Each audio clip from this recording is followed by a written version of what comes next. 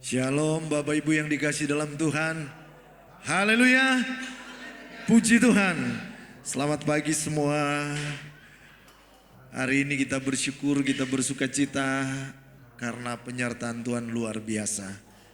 Kemarin negara kita memperingati, seluruh bangsa kita memperingati kemerdekaan kita yang ke 69 ya. Oh ya, tambah 10 lagi, 79 tahun, luar biasa. Saudara, kita pernah bahkan orang yang lama-lama mungkin tahu lagu ini. Sekarang saya sudah bebas, sekarang saya sudah bebas. Saya bebas oleh darahnya anak, darahnya domba Allah. Sekarang saya bebas. Bebas, bebas, haleluya, amin. Ini lagu yang sering dinyanyikan, pernyataan iman bahwa kita sudah bebas oleh darah anak domba Allah. Bapak Ibu, di Golgota, Tuhan Yesus mematahkan kutuk, Tuhan Yesus membebaskan kita dari perbudakan dosa, dari keterikatan dengan belenggu iblis. Tetapi ada hal yang bagian Tuhan lepaskan, ada bagian yang kita harus lepaskan sendiri. Amin.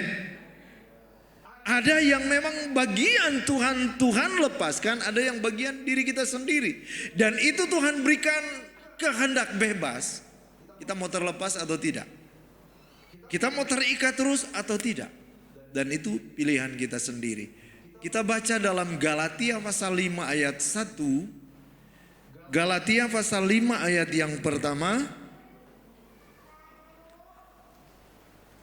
Supaya kita sungguh-sungguh merdeka, Kristus telah memerdekakan kita.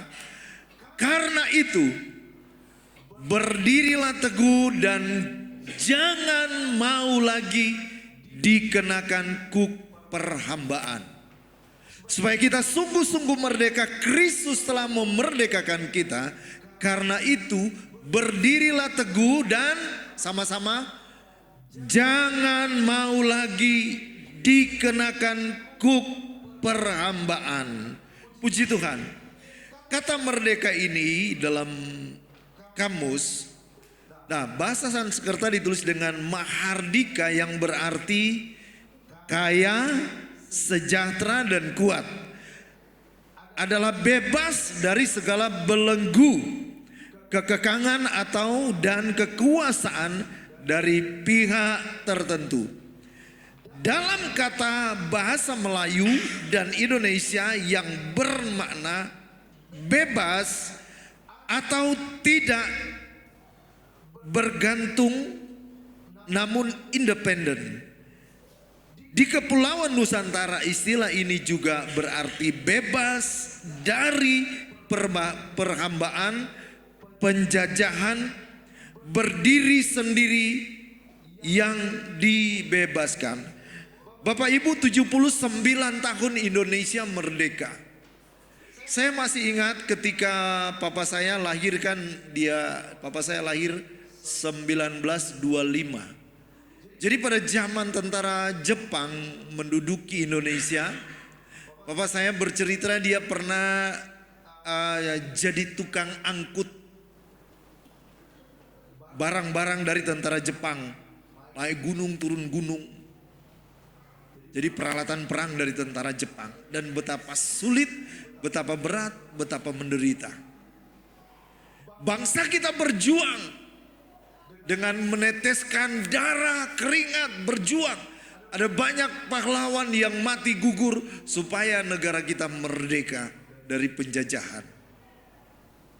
Dengan harapan ketika hidup kita merdeka, ketika negara kita merdeka, hidup kita akan lebih baik. Terlepas dari belenggu penjajahan, Romusa, dibuat Rodi, terlepas dari kemiskinan secara finansial dan juga secara mental, supaya negara kita bisa maju dan masyarakat bisa menikmati sejahtera. Tetapi Bapak Ibu, setelah merdeka 79 tahun, ada banyak orang yang salah mempergunakan kemerdekaan itu. Sudah merdeka, sudah bebas, tetapi hidupnya seolah-olah masih tetap di bawah jajahan dan tidak merdeka. Nah, saudara, Tuhan mengajarkan, saya membaca dari kemarin ayat-ayat yang berbicara tentang merdeka di dalam Kristus.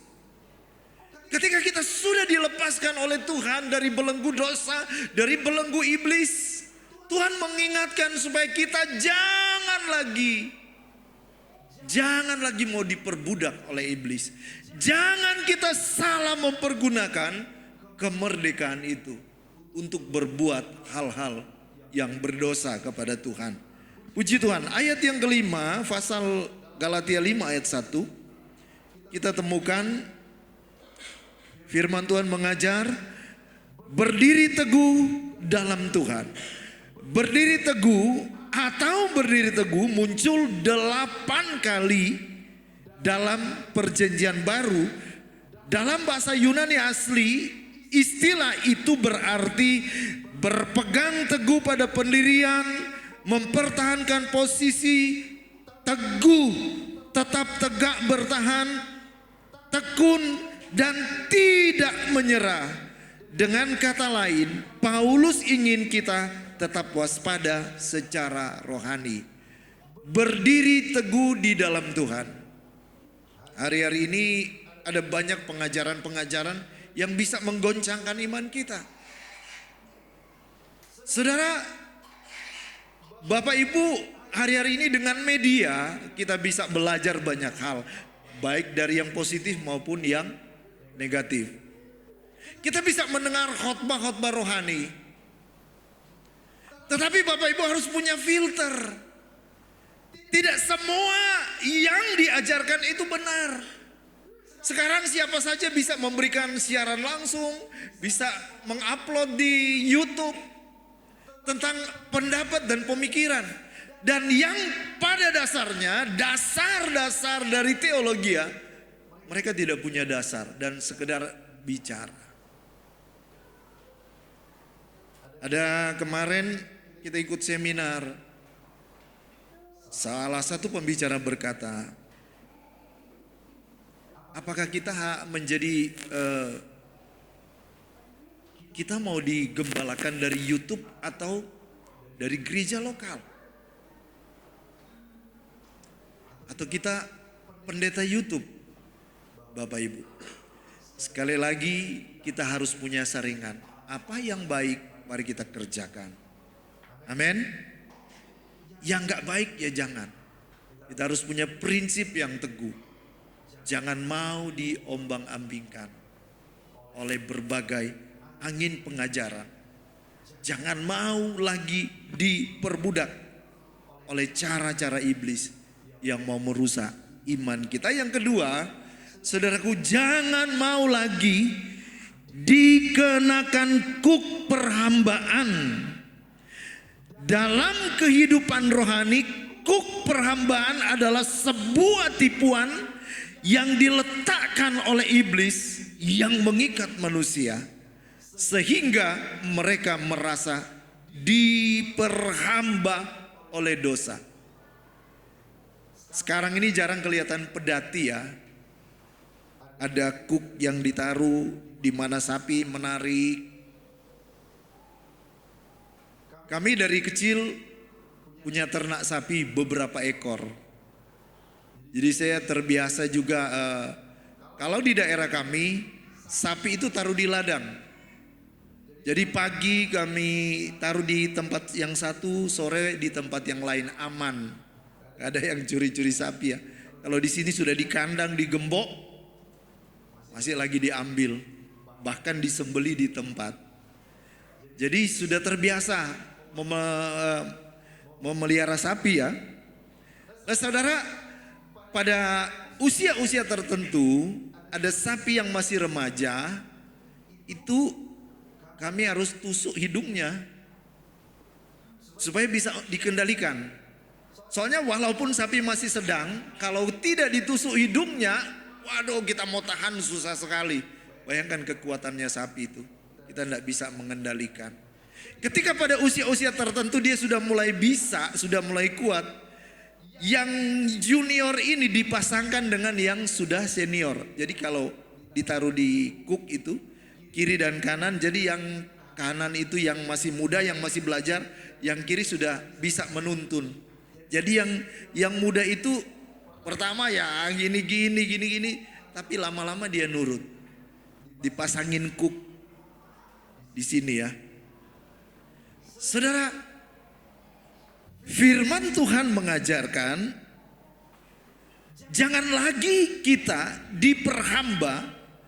Nah, itu adalah tipuan iblis yang diletakkan iblis yang mengikat manusia. Memang kalau hewan kita harus pakai kuk itu untuk mengendalikan dia. Karena dia hewan. Tetapi kalau kita manusia jangan mau kita diperbudak oleh iblis, diperbudak oleh dosa, diperbudak oleh hawa nafsu duniawi kita. Saya langsung pada yang ketiga.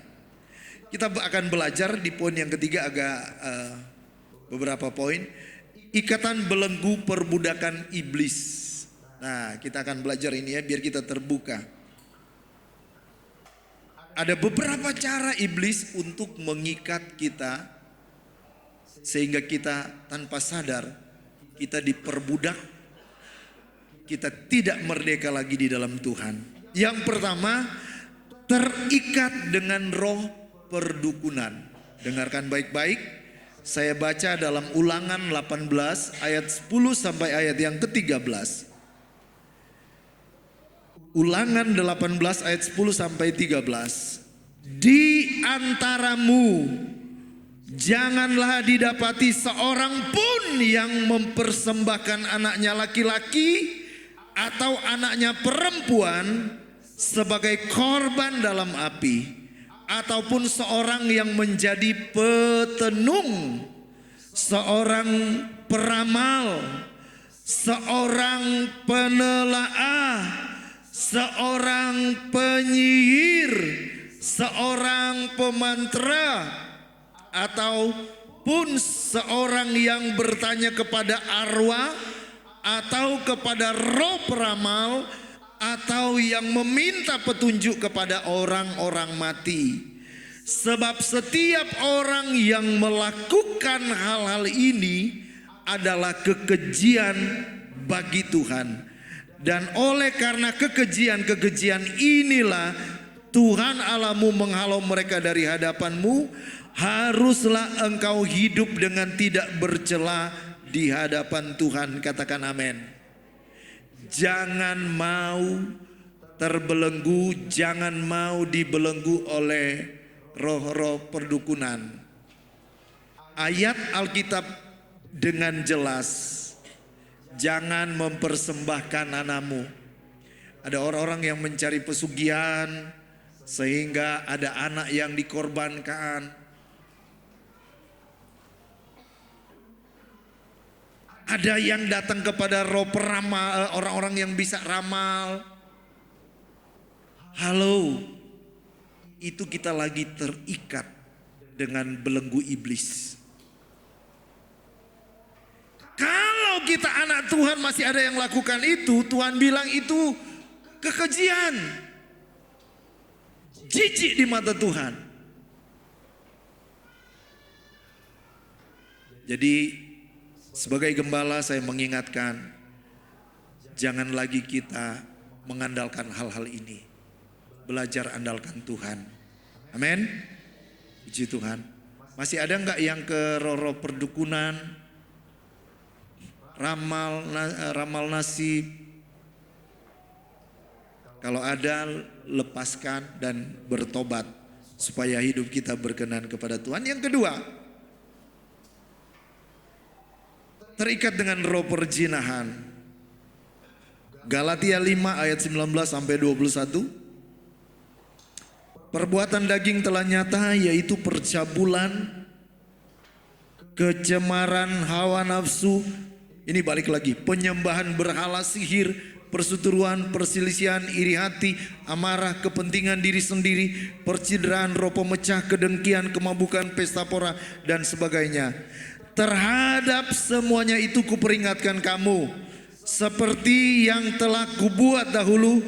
Mari kita baca bersama-sama bagian akhir. 1, 2, 3. Bahwa barang siapa melakukan hal-hal yang demikian, ia tidak akan mendapat bagian dalam kerajaan Allah. Halo, serius ini. Jangan lagi terikat oleh roh-roh perzinahan. Saudara, kalau kita mau mencoba-coba lagi, jangan mimpi masuk surga. Ini serius. Makanya jaga pernikahan Bapak Ibu Saudara. Jaga kekudusan. Ibrani 12 ayat 14, tanpa kekudusan tidak ada seorang pun yang dapat melihat Tuhan. Ini serius Bapak Ibu. Jangan main-main dengan dosa. Sebab tanpa sadar kita masuk dalam perbudakan. Kita diperbudak, kita dipasangin kuk. Jaga kekudusan rumah tangga, anak-anak muda. Jaga kekudusan dalam pergaulan. Apakah seks itu dosa? Tidak. Tuhan yang ciptakan. Tetapi dalam koridor, dalam bingkai pernikahan yang kudus. Kalau kita nurutin daging, ujung-ujungnya maut. Kalau kita nurutin nafsu, ujung-ujungnya masuk neraka. Makanya harus tobat, terlepas, kita harus merdeka dalam Tuhan. Nah, yang ketiga, apa saja belenggu iblis? Mengikat atau terikat dengan roh mamon. Lukas 12 ayat yang ke-15. Mari kita baca bersama-sama Lukas 12 ayat 15. Katanya lagi kepada mereka, 1, 2, 3. Berjaga-jagalah dan waspadalah terhadap segala ketamakan. Sebab walaupun seorang berlimpah-limpah hartanya, hidupnya tidak tergantung daripada kekayaan itu. Sebelumnya Tuhan membahas tentang mamon. Mamon adalah roh yang membimbing kita lebih fokus fokus untuk mengejar kekayaan. Bahkan dengan segala cara supaya saya diberkati, saya kaya.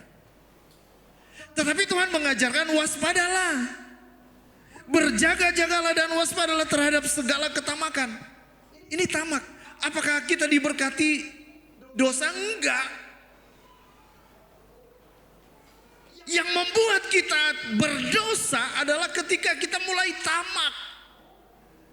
Dan ketika tamak, roh tamak ini memperbudak hidup kita, kita jadi lupa Tuhan. Makanya Tuhan bilang mau pilih Tuhan atau mamon. Orang tidak bisa menjadi berhamba kepada dua ini. Roh mamon ini cara iblis. Roh kekayaan untuk memisahkan kita dengan Kristus. Tuhan tetap mengingatkan bahwa kitalah pengelola. Amin. Tuhan yang mempercayakan kita untuk mengelola, bukan mamon ini yang mengendalikan kita. Kalau roh tamak ini menguasai kita, kita akan lupa banyak hal yang kita lupa. Lupa Tuhan, lupa keluarga, lupa kesehatan. Pagi sampai malam kita kerja, dari malam sampai pagi kita kerja. Yang penting uang, hasil. Saya punya target 40 tahun saya sukses dalam hal gini-gini. 50 tahun gini. Saya pernah membaca sebuah kisah ya. Ada seorang yang memang terikat dengan Roh-Mamon, dia punya ambisi, memang dia kerja keras siang malam. Sampai ketika dia mendapatkan posisi yang baik, semuanya sudah terkumpul dengan baik.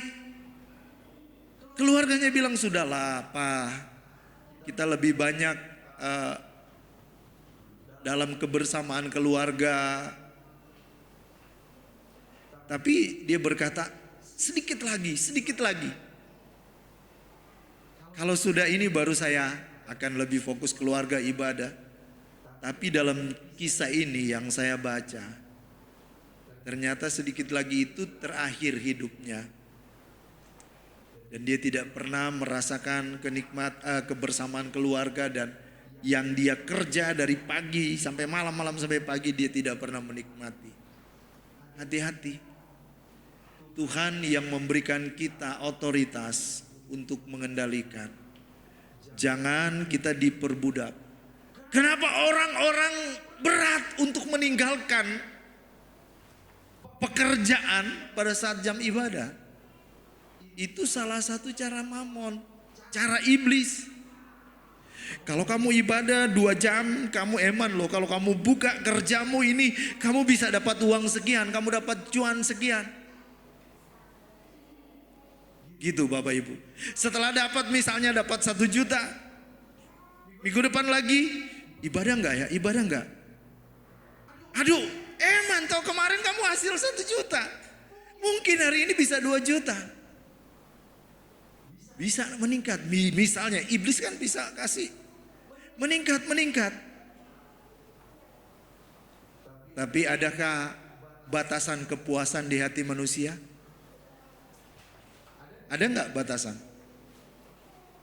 Saudara, ketika kita dapat 100 pengen 200. Dapat 200 pengen 400. Itu manusia. Nah, syukuri yang Tuhan beri. Waktu kerja, waktu ibadah. Kita jangan mau diperbudak oleh Mamon. Amin. Puji Tuhan. Ada banyak cara iblis merusak rumah tangga. Salah satu pihak terlalu sibuk dengan mengejar. Saya sangat setuju orang harus kerja keras. Tuhan juga bilang orang malas jangan diberi makan. Tapi Tuhan mengajarkan untuk kita tahu prioritas. Prioritas dengan keluarga. Prioritas untuk kita dengan Tuhan. Prioritas kapan kita harus bekerja. Jangan terlalu sibuk, keluarga kita abaikan. Ingat baik-baik, keluarga itu harta yang mahal yang Tuhan titipkan. Saya bilang ke istri saya, kalau toh saya diizinkan misalnya loh ya, ini cuma ngobrol aja. Ada rumah yang besar, ada kendaraan yang mahal. Tapi kalau kamu gak ada, lebih baik saya pilih yang biasa-biasa saja asal kamu ada di sisi saya. Saya bilang ke dia, karena saya menganggap keluarga itu berharga. Puji Tuhan. Jangan terikat dengan, jangan diperbudak ya. Tuhan ketika menempatkan Adam dan Hawa di Taman Eden, Tuhan bilang, kelola, kuasailah dan kelola. Bukan dia yang menguasai kita, tapi kita yang menguasai. Nah, apa saja yang mengikat hidup kita sehingga kita terikat, menjadi diperbudak oleh iblis. Yang keempat, mengikat dengan amarah, kebencian, kepahitan. Ibrani 12 ayat 15. Janganlah supaya jangan ada seorang pun menjauhkan diri dari kasih karunia Allah, agar jangan tumbuh akar pahit yang menimbulkan kerusuhan dan yang mencemarkan banyak orang. Ketika hidup kita terikat dengan amarah, kebencian, kepahitan, itu cara iblis. Pencuri datang hanya untuk mencuri, membunuh dan membinasakan. Itu iblis, digambarkan pencuri. Dia mau mencuri damai sejahtera kita. Dia taruh kepahitan, dia taruh kebencian, dia taruh kemarahan. Kalau hati kita penuh pahit, benci, marah, kapan tenangnya? Kapan bisa tidurnya? Kapan bisa makan enaknya? Yang ada terus belum tahu dia. Nah itu daging kita ya. Itu diperbudak oleh iblis. Jangan mau diperbudak oleh iblis. Kita harus segera melepaskan roh pengampunan. Kadang-kadang kita benci, marah sama orang lain, pahit sama orang lain. Yang kita benci, kita marah, tidurnya enak, ngorok. Kita gak bisa tidur. Gitu. Yang rugi siapa? Kita minum racun dan kita berharap orang lain yang mati. Itu gak bisa. Ketika kita nampung kebencian, kemarahan, kepahitan, sama aja dengan kita minum racun. Berbagai macam penyakit datang. Tekanan jadi tinggi karena apa? Marah-marah terus. Benci-benci terus. Hati-hati. Itu cara iblis untuk mengikat kita. Nah yang keenam. Kesenangan dan kemakmuran. Kesenangan dan kemakmuran. Cara iblis. Atau penderitaan dan kesenangan. Ayub, dia diberkati Tuhan, luar biasa. Tetapi kemudian Tuhan izinkan Ayub pasal 1 ya. Ketika hidupnya melimpah dan iblis memberikan penderitaan. Dia kehilangan anak-anaknya, 7 orang anak laki-laki dan 3 orang anak perempuan mengalami musibah, meninggal. Dan dalam sekejap harta bendanya yang begitu banyak habis. Tetapi apa yang Ayub katakan? Saudara, apa yang Ayub katakan? Ini yang poin yang kelima yang membuat menderita. Ayub katakan, Ayub 1 ayat 20-22, maka berdirilah Ayub lalu mengoyak jubahnya dan mencukur kepalanya, kemudian sujudlah ia dan menyembah. Katanya, dengan telanjang aku keluar dari kandungan ibuku, dengan telanjang juga aku akan kembali ke dalamnya. Tuhan yang memberi, Tuhan yang mengambil, terpujilah nama Tuhan. Dalam kesemuanya itu Ayub tidak berbuat dosa dan tidak menuduh Allah berbuat yang kurang patut. Kadang-kadang cara iblis untuk membuat kita, iman kita luntur. Nah yang terakhir, kesenangan. Hati-hati juga Bapak Ibu. Hati-hati ya. Kadang-kadang orang waktu biasa-biasa, rajin berdoa, rajin ke gereja, rajin melayani. Tetapi ketika Tuhan titipkan berkat yang besar, pikirannya mulai melayang-layang kemana-mana. Ketika semua fasilitas materi sudah ada, mulai menjadi liar. Nah, hati-hati dengan kesenangan juga. Saudara, ada seorang yang diberkati Tuhan. Dalam 2 Tawarik 26 ayat 16. Usia ini ya, setelah ia menjadi kuat, ia menjadi tinggi hati sehingga ia melakukan hal yang merusak. Ia berubah setia kepada Tuhan Allahnya dan memasuki bait Tuhan untuk membakar ukupan di atas mezbah pembakaran ukupan. Di bait Tuhan itu yang bisa membakar ukupan adalah imam. Tetapi ada seorang yang bernama Usia, raja yang diberkati Tuhan, pasukannya yang kuat, harta melimpah. Dia berubah setia. Dia mau ambil bagian kerjanya iman dan dia berdosa. Ketika dia mencoba di bait Tuhan, di rumah Tuhan, dia langsung kena kusta. Kesenangan itu bisa mengubah seseorang berubah setia. Tapi Bapak Ibu jemaat Logos, kalau engkau semakin diberkati Tuhan, semakin kita cinta Tuhan, amin.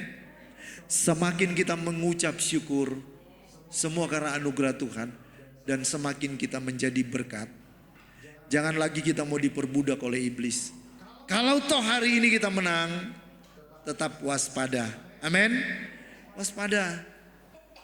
Mazmur 1 ayat 1 sampai 3. Berbahagialah orang yang tidak berjalan menurut nasihat orang fasik, yang tidak berdiri di jalan orang berdosa, dan yang tidak duduk dalam kumpulan pencemooh. Tetapi yang kesukaannya ialah Taurat Tuhan, dan yang merenungkan siang dan malam. Ia akan seperti pohon yang ditanam di tepi aliran air, yang menghasilkan buahnya pada musimnya, dan apapun yang diperbuatnya berhasil. Ini berbicara tentang orang yang menjaga pergaulan. Tidak berdiri, tidak duduk, tidak kumpul sama orang-orang yang menjauhkan dia dari Tuhan. Pergaulan yang buruk merusakkan kebiasaan yang baik. Itu sebabnya Bapak Ibu, mari kita jaga hati kita, jaga keluarga kita, jaga hubungan kita dengan Tuhan. Satu ayat yang terakhir saya baca, Ibrani 12 ayat yang pertama. Mari Bapak Ibu kita berdiri. Ibrani 12 ayat yang pertama. Karena kita mempunyai banyak saksi bagaikan awan yang mengelilingi kita, marilah kita menanggalkan semua beban dan dosa yang begitu merintangi kita, dan berlomba dengan tekun dalam perlombaan yang diwajibkan bagi kita. Amin. Jangan mau terikat lagi dengan dosa. Jangan mau diperbudak oleh cara-cara iblis. Kita semua lebih daripada pemenang. Puji Tuhan. Mari para singer maju ke depan. Haleluya. Bukan dengan barang fana, amin, kau membayar dosaku. Dengan darah yang mahal, tiada noda dan celah. Bukan dengan emas perak, bukan dengan emas perak, kau menebus diriku oleh segenap kasih dan pengorbananmu. Ku telah mati dan tinggalkan cara hidupku yang lama. Semuanya sia-sia dan tak berarti lagi. Hidup ini ku letakkan pada mesbah-Mu ya Tuhan. Jadilah padaku seperti yang Kau ingin. Ku telah mati, oh, ku telah mati dan tinggalkan cara hidupku yang lama. Semuanya sia-sia dan tak berarti lagi. Hidup ini ku letakkan pada mesbah-Mu ya Tuhan. Jadilah padaku seperti yang Kau ingin. Saya tidak tahu tahu Bapak Ibu mungkin ada satu dua yang masih terikat dengan belenggu cara iblis untuk menjauhkan kita dari hadirat Tuhan. Engkau yang tahu dan Tuhan yang tahu.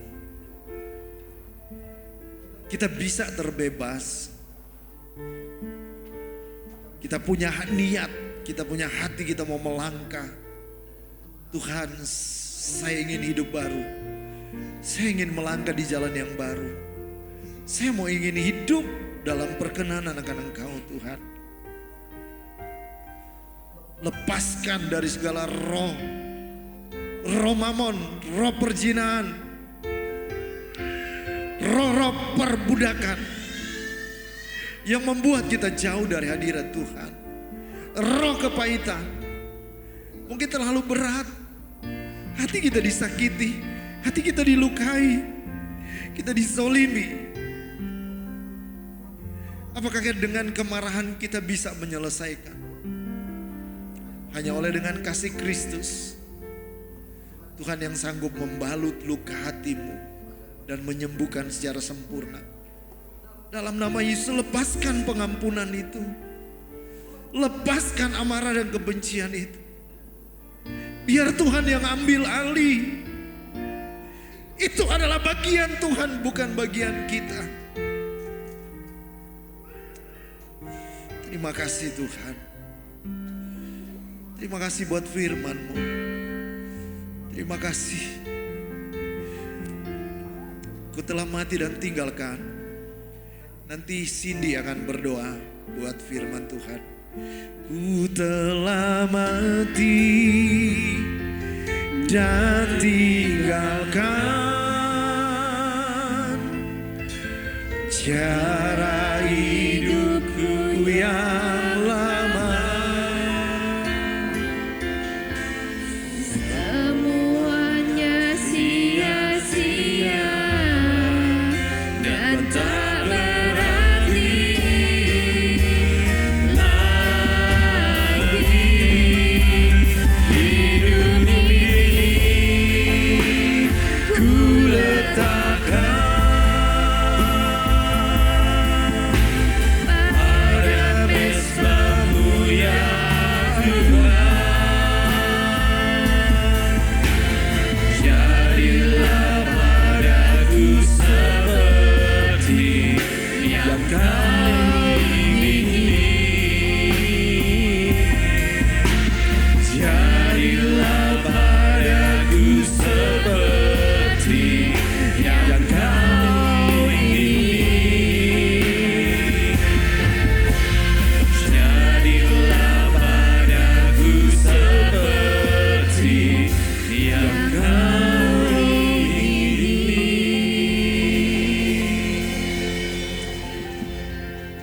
Ya Tuhan, benar Tuhan, jadilah pada kami seperti yang Kau kehendaki Tuhan. Kami mau Tuhan, hidup kami yang telah Kau tebus ini Tuhan, kami mau serahkan sepenuhnya ke dalam tangan-Mu Tuhan. Kami mau Tuhan menyerahkan setiap keberadaan kami Tuhan, setiap hati kami Tuhan, hidup kami. Biarlah Tuhan yang bekerja, Engkau yang berkarya dalam setiap kehidupan kami Tuhan. Engkau yang memampukan kami untuk hidup dalam kemerdekaan yang telah Engkau berikan bagi kami Tuhan. Merdeka dari setiap iri hati, dari setiap belenggu-belenggu dosa Tuhan. Kami percaya pagi hari ini setiap belenggu itu telah dipatahkan di dalam nama Tuhan Yesus. Kami menerima hidup yang baru, menerima hidup yang penuh dengan kasih karunia, penuh dengan kemurahan Tuhan. Kami merasakan dan kami mengecap setiap kebaikan Tuhan dalam hidup kami dari hari ke hari. Kami boleh merasakan bahwa Engkau sungguh baik dan penyertaan-Mu sempurna bagi setiap kami Tuhan. Kiranya Tuhan setiap benih firman Tuhan yang telah ditaburkan bisa bertumbuh dan berbuah dalam setiap kehidupan kami. Dan kami mau Tuhan, hidup kami semakin hari semakin menyenangkan hati-Mu Tuhan. Terima kasih Tuhan Yesus, Engkau mau memberkati setiap kami yang telah hadir di tempat ini. Tuhan juga memberkati hamba-Mu yang telah memberikan firman Tuhan. Dan sebentar lagi kami akan memberikan korban persembahan Tuhan.